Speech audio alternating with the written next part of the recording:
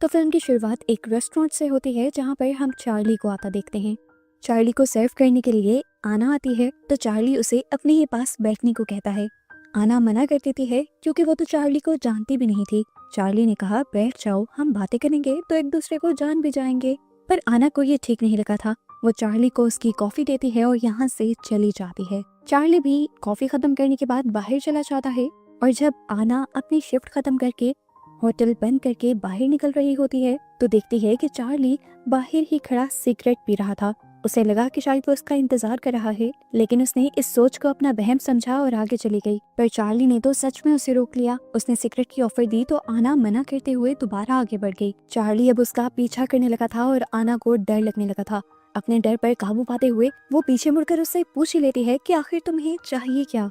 Charlie कहता है कुछ भी नहीं। तो आना पूछती है मेरा पीछा क्यों कर रही हो। चार्ली ने बोला तुम्हारी गलत फहमी है, वो मैं तो अपनी कार की तरफ बढ़ रहा था बस। आना ने इस टाइम अपने बैग में से पेपर स्प्रे भी निकाला हुआ था। वो अब चार्ली को आगे बढ़कर अपनी गाड़ी में बैठने को कहती है और चार्ली गाड़ी की तरफ बढ़ते बढ़ते एकदम से पीछे मुड़कर अपनी पॉकेट से गन निकाल लेता है और आना को गन पॉइंट पर लेते हुए उसे जबरदस्ती अपनी गाड़ी में बैठने को कहता है। बेचारी आना डरते हुए बस इतना ही उसे कह पाती है कि प्लीज मुझे छोड़ दो, मेरी एक छोटी सी बेटी भी है।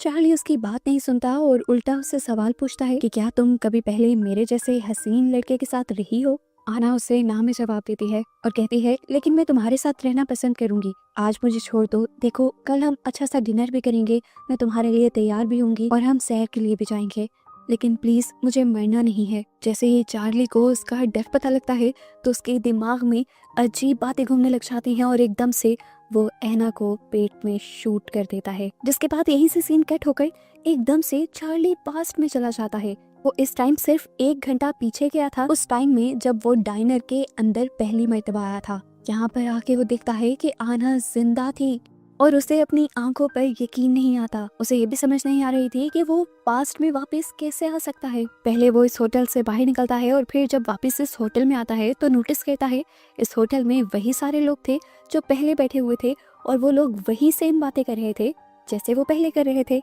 वो जाकर अपने उसी टेबल चेयर पर बैठ जाता है जहाँ वो पहले बैठा था। पहले की तरह ही आना उसे सर्व करने के लिए आती है तो वो आना से डेट और टाइम पूछता है। आना डेट और टाइम उसे बता देती है तो वो आना से पूछता है क्या तुम्हें मैं बिल्कुल याद नहीं। आना भी हैरान होकर पूछती है क्या हम पहले मिल चुके हैं।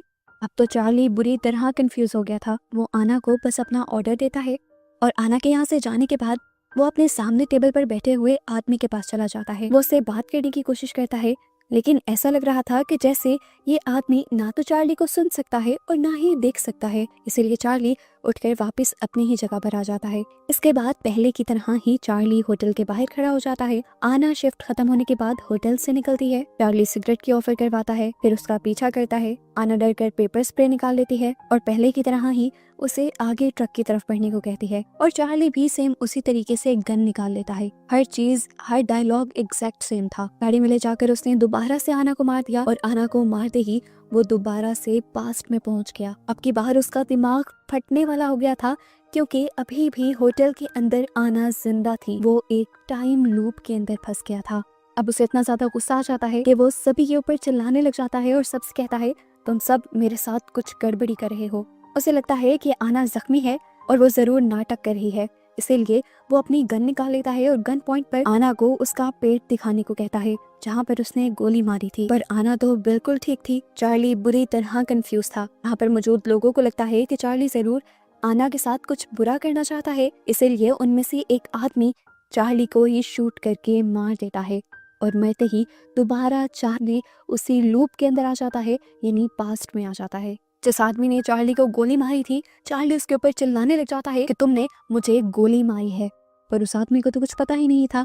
अब गुस्से में चार्ली जाकर अपने ट्रक में बैठ जाता है। उसने यहाँ से जाने के लिए ट्रक स्टार्ट किया ही था कि वो दोबारा पास्ट में आ गया, उसे टाइम में जब वो हमेशा डाइनर के अंदर आ रहा होता है। इस सिचुएशन से भागने के लिए उसने कई कोशिशें की। जब भी वो इस डाइनर से दूर भागने की कोशिश करता, लूप दोबारा कंटिन्यू हो जाता था। वो ये बात तो समझ गया था कि वो टाइम लूप में फंस गया है, पर अब ये चीजें उससे बर्दाश्त नहीं हो रही थी। गुस्से में वो अपनी गन से यहाँ पर बैठे हुए लोगों को शूट कर देता है, लेकिन टाइम लूप दोबारा शुरू हो जाता है। चार्ली ये तो समझ गया था कि वो जितनी भी बार टाइम को चेंज करने की या यहाँ से भागने की कोशिश करेगा तो लूप दोबारा शुरू हो जाएगा।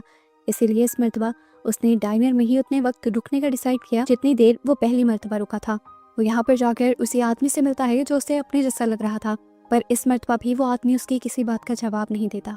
यहाँ तक कि चार्ली उससे ये भी सवाल करता है कि अगर आप किसी टाइम लूप में फंसे हुए हैं तो मुझे बताएं, शायद हम दोनों मिलकर इस मुसीबत से बाहर निकलने का कोई रास्ता निकाल लें। पर यह आदमी जब अपने